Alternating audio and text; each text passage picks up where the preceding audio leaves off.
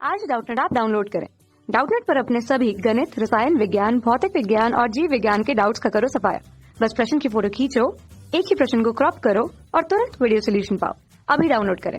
प्रश्न दिया गया है हमारे पास, सूर्य की सौर ऊर्जा नाभिकीय खाली स्थान से प्राप्त होता है, यानी कि नाभिकीय विखंडन से कि नाभिकीय संलयन से हमें बताना है। तो आइए हम लोग इस प्रश्न का यहाँ पे उत्तर देते हैं और इसको समझते हैं। तो देखिए, हमें यहाँ पे सूर्य से जो प्राप्त ऊर्जा है, यानी कि सौर ऊर्जा की अगर हम लोग यहाँ पे बात करें तो सौर ऊर्जा हमारे पास पृथ्वी में निरंतर लगातार हमें प्राप्त होता है। और अगर हम लोग यहाँ पे सूर्य के ताप की बात करें, यानी कि सूर्य का जो मुख्य पदार्थ है, तो सूर्य में हम लोग अगर देखते हैं तो 90% जो है हल्के तत्वों से बना हुआ है। और ये हल्के तत्व हमारे पास कौन से? हाइड्रोजन और हीलियम हल्के तत्व हैं। तो ये वहाँ पे अत्यधिक मात्रा में उपलब्ध हैं। और सूर्य के जो आंतरिक भाग का ताप होता है, ठीक है, जिसे हम लोग क्रोट कहते हैं, वह लगभग हमारे पास 1.5 गुणित 10⁻7 केल्विन का है। तो इतने अधिक उच्च ताप होने की वजह से वहाँ पे पर्याप्त मात्रा में दाब भी है, जो कि इस ताप को नियत बनाए रखे है।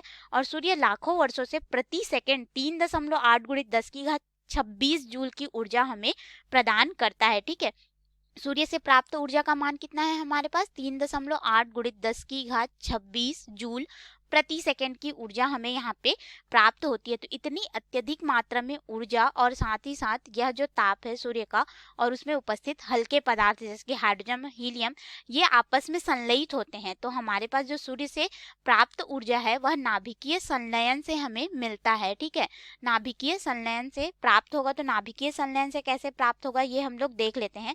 तो सूर्य में जो ऊर्जा का स्रोत है वह प्रोटॉन प्रोटॉन चक्र होता है, जिसमें नाभिकीय संलयन शामिल है। ठीक है, नाभिकीय संलयन का प्रोटॉन प्रोटॉन चक्र, संलयन का यहाँ पे हमारे पास हो जाएगा प्रोटॉन प्रोटॉन चक्र जो है यह पूर्ण होता है। तो यह कैसे होता है इसको हम लोग यहाँ पे समझते हैं। देखिए, हमारे पास यहाँ पे क्या हो जाएगा, 4 हाइड्रोजन परमाणु जो होंगे आपस में संलयित होंगे और संलयित होने के पश्चात यह जो है हल्के हीलियम नाभिक में परिवर्तित हो जाते हैं। हल्के हाइड्रोजन से हल्के हीलियम में यह परिवर्तित हो जाएंगे। ठीक है, 2 4 के रूप में।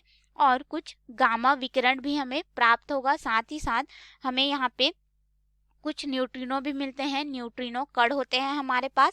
और हमारे पास यहाँ पे फिर न्यूट्रिनो के साथ साथ कुछ मात्रा में ऊर्जा प्राप्त होती है, जो कि ऊर्जा हमारे पास यहाँ पे हो जाती है 26.7 मेगा इलेक्ट्रॉन वोल्ट के लगभग होती है। तो इतनी ऊर्जा एक बार के संलयन से मिलती है, जब 4 हाइड्रोजन नाभिक जो है संलयित होकर के हीलियम नाभिक बनाते हैं। तो लगभग 26.7 मेगा इलेक्ट्रॉन वोल्ट की ऊर्जा मिलती है। और यह प्रक्रिया वहाँ पे बहुत ही ज़्यादा अत्यधिक मात्रा में चलते रहती है, श्रृंखला अभिक्रिया के रूप में। इसीलिए नाभिकीय संलयन जो है सूर्य में सौर ऊर्जा का मुख्य स्रोत है, जिसमें प्रोटॉन प्रोटॉन चक्र होता है। धन्यवाद। कक्षा 6 से 12वीं से लेकर नीट, IIT, JEE वो एडवांस के लेवल तक 1 करोड़ से ज्यादा छात्रों का भरोसा। आज ही डाउनलोड करें डाउटनेट ऐप या व्हाट्सएप करें अपने सारे डाउट्स 8400 400 400 पर।